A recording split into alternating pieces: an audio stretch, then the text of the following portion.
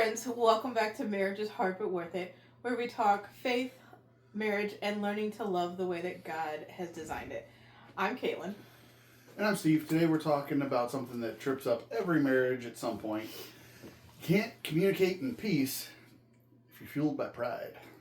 Man, here comes, week number 7 of a hard topic? We promise lighter-hearted stuff is coming. We might throw that lighter-hearted one in next week, seeing as it's the week of Christmas. And it's hard because it's so often, when we start arguing, they're not about what the actual issue is. It's talking, our ego gets in the way. Right. Pride sneaks in, and suddenly, instead of resolving conflict, you're defending your right. And I'm not talking about the rights in the Constitution. I'm talking about your right, your correctness, your will, you're wanting to win an argument, prove a point, and protect your image, which there is no image left for you to protect between your spouse. Your spouse knows you better than anybody else. And that's because... Why?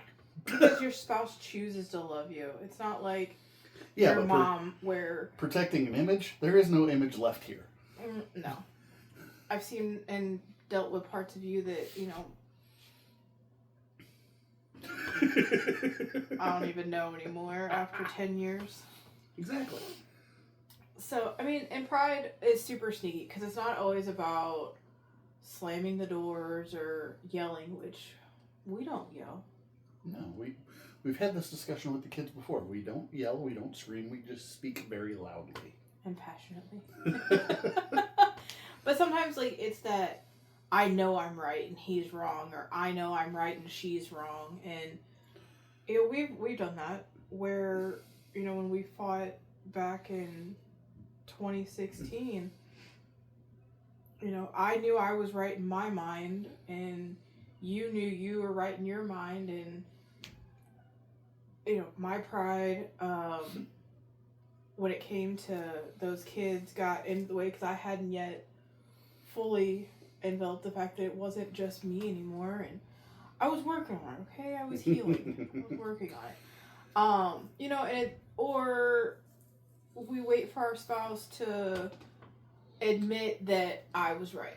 Oh, I'm just going to wait for them to come to their senses, and they're going to realize they were wrong all along. Yeah. How does that always work? In my instance, all the time. Yeah, I'm joking.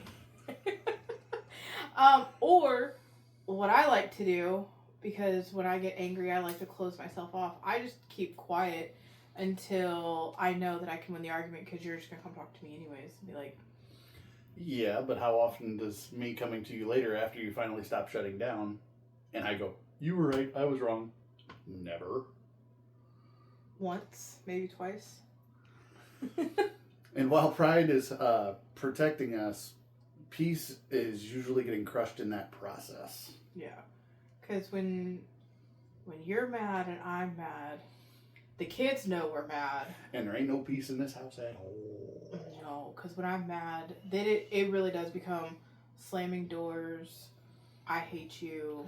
And not necessarily I hate you, but I don't like you right now. Yeah, I was going to say, and that's the other thing, is when you have two people that copy and mirror what they get to the other person, yeah, that doesn't usually end well, because neither one of us is going to be the first one to quit projecting the tude. No, because I have a sign on my desk, and I use it for my customers all the time. It says, I match energies. You choose how we proceed. And those customers tend to act very, very well-mannered. We might need that sign in this house. It was $5 off Amazon. It'll be all right. But it starts, when you get into that, and you have two energy matching people, it's just a continuous loop, because neither one of us is wanting to change the energy. Mm-mm. So we can get that change back. Correct. And I don't have an attitude. I don't know what you're talking about. Yeah, but I don't. I have a very strong stance. I don't have an attitude, sir. How many times have you said, quit giving me an attitude, when, I mirror energy. So if I didn't get a tude to begin with, you wouldn't be getting one back there, missy. I don't have an attitude. I don't know what you're talking about.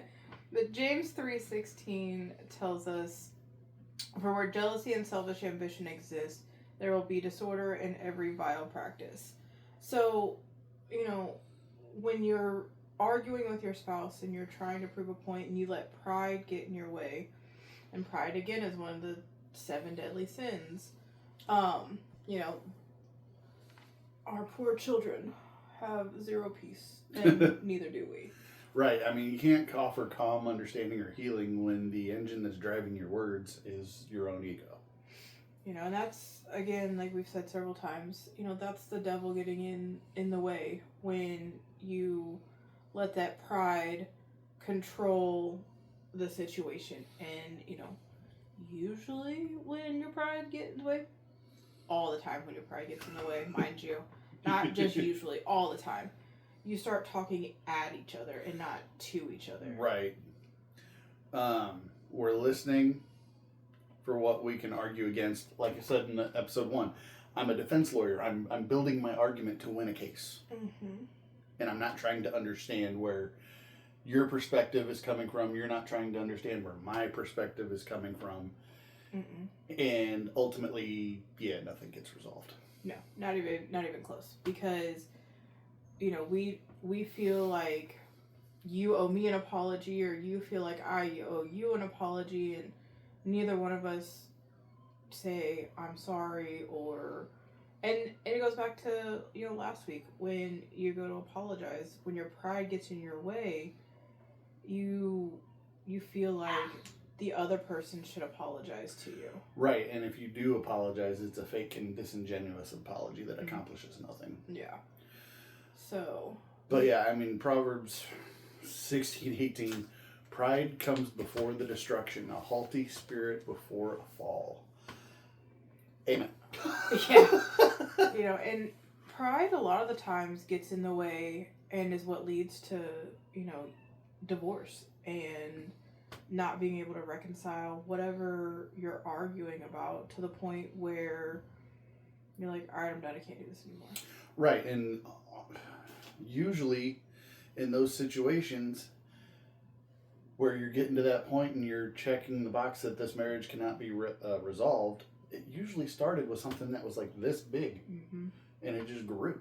Because you let pride get in the way. You stopped the communicating, you stopped with the peace, and you finally come to a peace in your heart that you're over it, you're done, and you're ready to walk away. And yep. I'll tell you, and I'll be honest, when I filled out papers earlier this year, it was not a peaceful thing. Like, there was no peace in filling those out. It was... No, the peace came in the bathroom when they got burned. That is true. Please don't ever do that in your house. Yeah, if you're going to burn paperwork, do it outside. Yeah. Be smarter than we were. Still no regrets, but... No, absolutely. You know, we made the studio smell like a bonfire for a couple days. Please don't do that. Oh, excuse me. So, you know, how do you shift from being prideful to communicating peacefully? You check your heart before you speak, number 1. Ask yourself, am I trying to win this argument or am I trying to understand? And if the answer is win, stop and rethink before you actually let words fly out of your mouth. Yeah. And I like what we do, or at least what we said we would do. We practiced it for a while and then we got out of it. When we were arguing, we just can't come to that peaceful understanding of what's going on. We said you'd go play golf or whatever, because the time you were golfing, bowling was not a part of our lives at that point. And then, or I go spend time with my sisters. Yeah, it's a reset time. Yeah, you know, you go your way, I go my way, and then we're gonna come back and we're gonna talk like adults. Exactly. Because with us both being so hot-headed, and we've always been that way. I mean, we were that way when we were kids, and you know. Believe it or not, when we were younger, it was actually even worse. I know. Don't tell my mom I admitted that. I mean, because we were hotheads in high school. Yeah, I had the reputation of having a quick fuse, I had a reputation of having a long fuse. However, that long fuse was quick burning. It was. I mean, that's just the way it went. But once that fuse blew, I was the only one who could even remotely look at you and you'd calm down. Mm. Now, again, us not getting married until 2017 was A blessing. that one's fault, but that's neither here nor there. No, again, it was a blessing. It was. We would have. We were on two different dark paths that would not have meshed, and No, it's still his fault. agree to disagree. No, it was my fault. I have plenty of people. One of them's in heaven, God rest his soul, that would have my back, but that's neither here nor there. I still love you. I was like, no, it was 100% me, but no, it wasn't even 100% me. It was 100% God going, you two will kill each other right now. Mm-hmm. So, you know, and then the next thing is, you know, own your part. And we said that before a couple episodes back. You have to own your part of the argument, because an argument isn't always one way. There's a lot of the times it's two ways. And right. There's hardly ever a 100% right or 100% wrong. And even if I'm only 10% wrong, I'm owning my 10%. Yeah, you know, and I may have contributed to the conflict. Never. But I have to humiliate myself. Or Let's see. humiliate as in humble myself, not humiliate. My words don't want to work today. English is hard. Today it is. Today it is very hard. We love you guys, but it took a lot for us to come sit on this couch with you guys tonight. Yes. Today was just an off day for both of us, but. And the other thing is empathy. You choose empathy over the argument, over the pride, over the ego. Philippians 2, 3, and 4 says, do nothing out of selfish ambition or vain conceit. Rather, in humility, value others above yourselves. Hint, hint. Not looking at your own interests, but each of you to the interest of the other. Yeah. Excuse me. Comprehension is hard apparently today too. That's okay. We're on the struggle bus, but we're here with y'all. I mean, in Philippians is, Paul was correct when he was talking to the Philippians. Like, this was when he was talking to them about being an example of humility. Well, yeah, because I mean, they were some of the most egotistical people out there. Mm-hmm. So this was a hard lesson for them to get, but it was a valuable one. It's still a hard lesson for humans to comprehend, period. It wasn't just, the Christians at Philippi. It was, we struggle with that today. And so do a lot of other people when you're arguing with your spouse. We want so badly to be right that, like I said, you look at things logically, I look at things emotionally, and I think there's been a couple times where it's been the other way around, but very few times do I actually let emotion overtake me. It's happened a couple of times, but it's fewer and far between. But like we said a couple weeks ago, we've had to look at it from the other person's perspective. And that's part of that humility that you set in your heart, and that's part of lowering your pridefulness and diminishing your ego. Because, when you value peace with your spouse over your ego, the tones of your conversation change. You stop being angry, you stop being hateful, you stop talking angrily and hateful, and you realize, okay, well, maybe I was wrong. Maybe my ego, not that I have one, is in the way. But, there are several actionable tips to be able to communicate peacefully. Pause before responding. Even a 10-second pause lets humility guide your words instead of pride and ego. Hint, hint, plug. There may be some merchandise along these lines eventually. Yeah, and that's where you just, before you let those words, you just breathe in, with your diaphragm, and just let the breath out. Because when you take the time to take that deep breath, you can, quickly be like, God, help me get these words out correctly so they don't sound hateful and prideful. Correct. And the other thing that took me a very long time to realize that it was actually effective is the next one, using I statements instead of you statements. Because I statements help you take accountability and helps you relate to the other one as opposed to projecting and deflecting everything on the other. Well, it also, when you say I feel hurt when, it also puts it into perspective of your spouse that he's laughing at the dogs because we put them up. But, saying I feel hurt when you said this.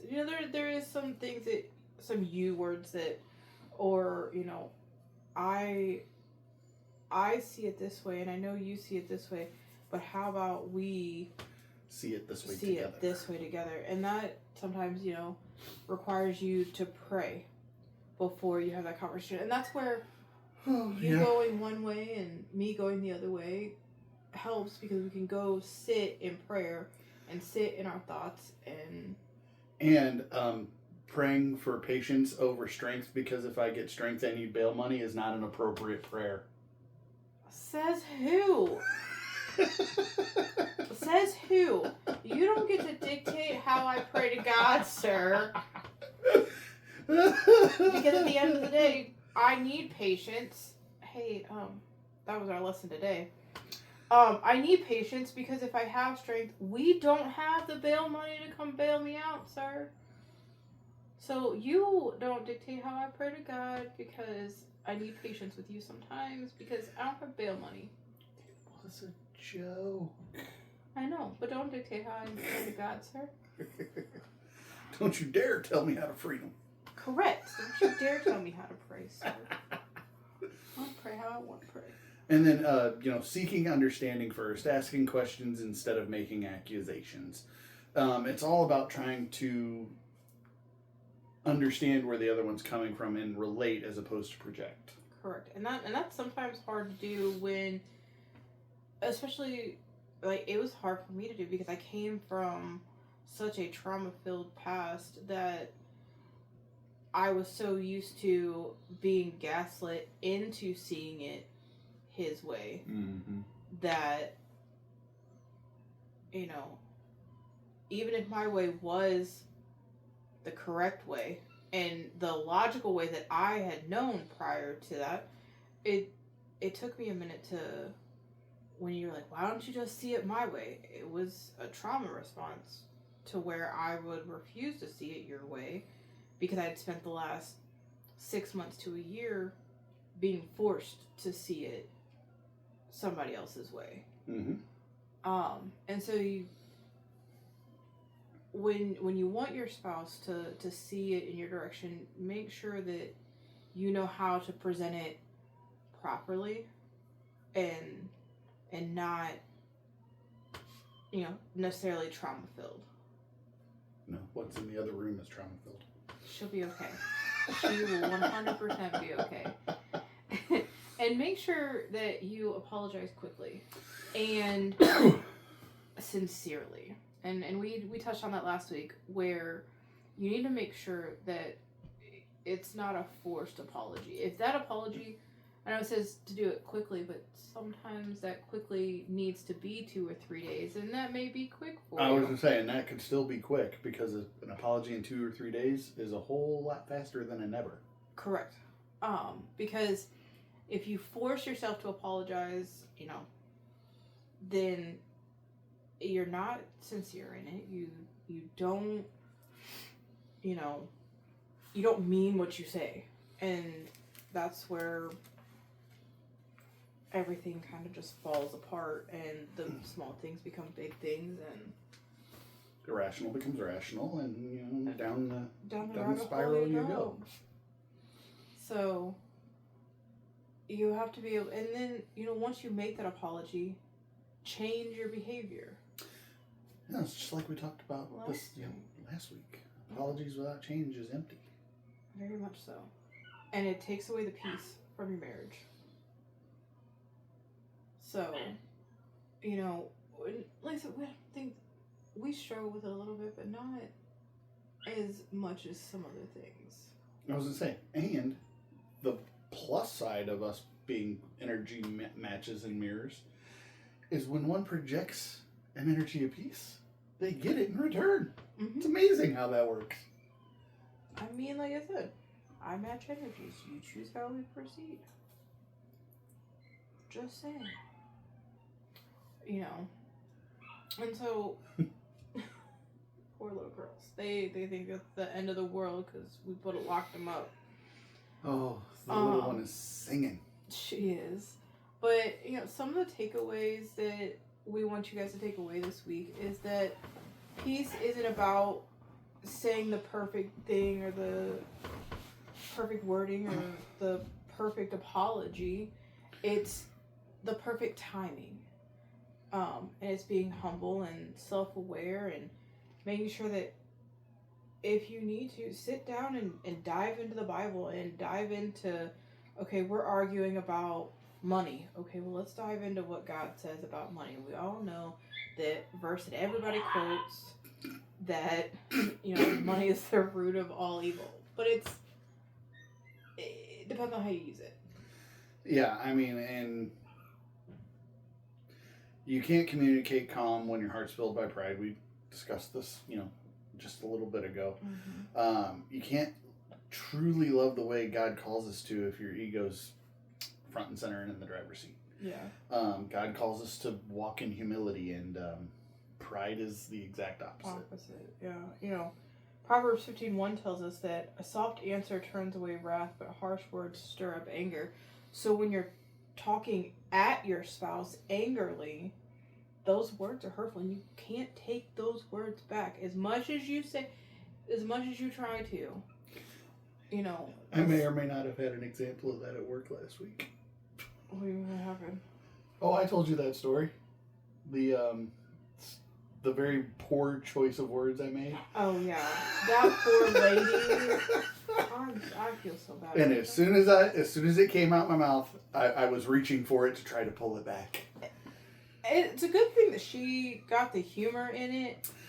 Yeah, I mean, I almost instantly turned into Hagrid from Harry Potter. Probably shouldn't have said that. and that same thing comes to your spouse. You know, I know I've said words that hurt you, and vice versa. And while we have worked through what was said, every once in a while, those thoughts creep back in and, well, he said this one time. Does he still feel that way? And that's where I've actually gotten really, really a lot better, actually. And it's actually stuck. When I say something that I know you're going to take the wrong way, I don't not address it. As soon as it comes out, I'm like, I did not mean it this way. I mean it in this context, not the one you're assuming. And 99.5% of the time, I'm right. No, we're not. No, in that way, yes. In that way, yes, I am. Because she will give me a quick look in the eye, and I'm like, ooh, she took that the wrong way. I'm like, oh, that triggered something that happened before. Yep. And I've done it too. I mean, I've said something, or what's really bad about it is when we get into an argument and we don't want to talk to each other and we text each other. Yeah, texting in an argument is no bueno. No, because you can't read intention.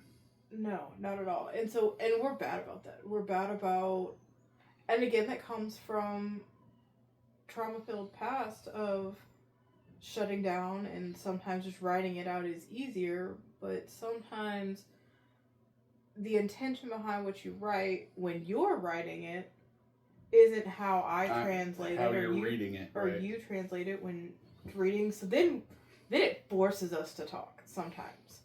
Mm-hmm. You know, it takes that pride out of the way, and it forces us to talk about it, because now I'm even more angry because I took it the wrong way, or vice versa. You're even more angry because you took it the wrong way, and that's right. not how we meant for it to come across.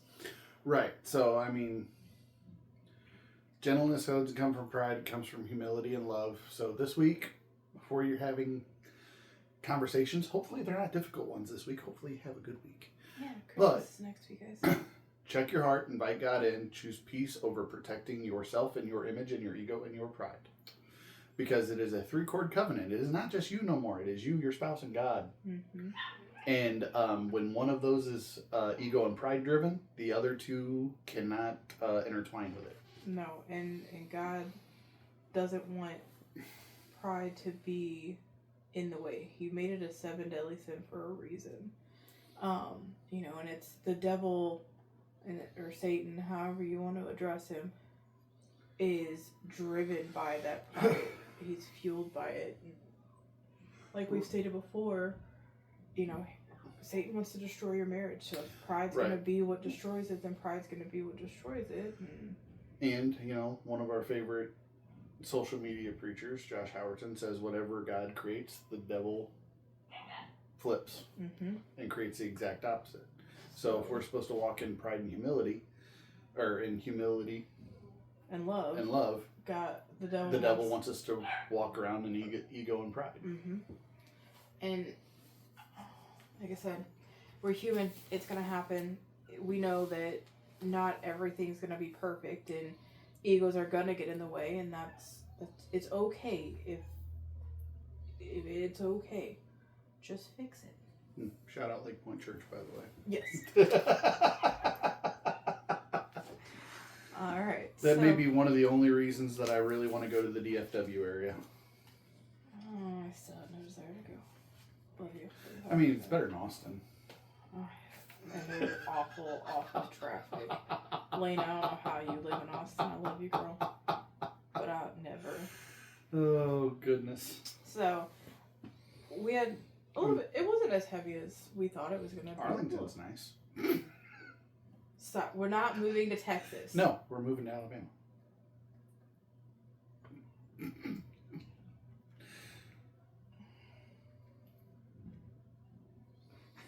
Hey, you're the one that said I'm following you. You're making this decision. That is true, because I have lived outside of the state of Missouri, and I've lived in other countries and other states. You have not left this negative state of misery. Only in the wintertime. It's only misery in the wintertime. Maybe. But that's neither here nor there. So, thanks for joining this week, guys. But before we get out of here, the prayer this week is no more pride.